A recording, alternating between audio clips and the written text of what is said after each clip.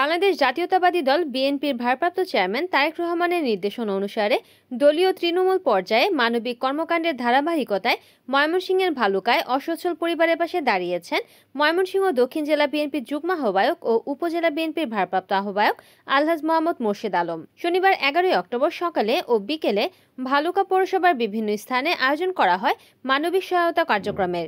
সকালে পৌরসভা 8 ও 9 নম্বর ওয়ার্ডে কাঠারি বাগড়াপাড়া সরকারি প্রাথমিক বিদ্যালয় মাঠে এবং বিকেলে 1 থেকে 7 নম্বর ওয়ার্ডের অসচ্ছল নারী পুরুষের মাঝে ভালুকা সরকারি কলেজ মাঠে শাড়ি ও লুঙ্গি বিতরণ করা হয়। এই মানবিক সহায়তা কার্যক্রম ও আলোচনা সভা যৌথভাবে আয়োজন করে ভালুকা উপজেলা ও পৌর বিএনপি।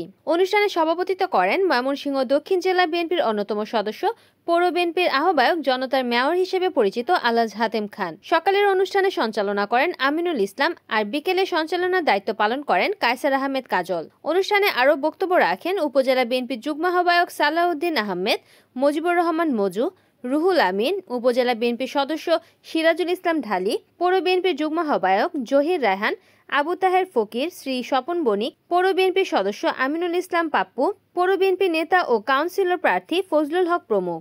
এছাড়াও উপজেলা বিএনপি, পৌর বিএনপি ও অঙ্গ সহযোগী সংগঠনের বিভিন্ন পর্যায়ের নেতৃবৃন্দ এবং স্থানীয় গণ্যমান্য ব্যক্তিবর্গ উপস্থিত ছিলেন।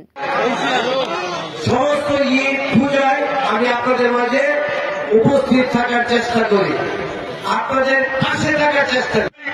যারা এখন এই ধরনের কর্মে লিপ্ত তারা ভালো হয়ে যান, আপনারা ভালো হয়ে যান, সাবধান হয়ে যান। রিপোর্ট করেছেন ময়মনসিংহ প্রতিনিধি ইমন সরকার, NN টিভি।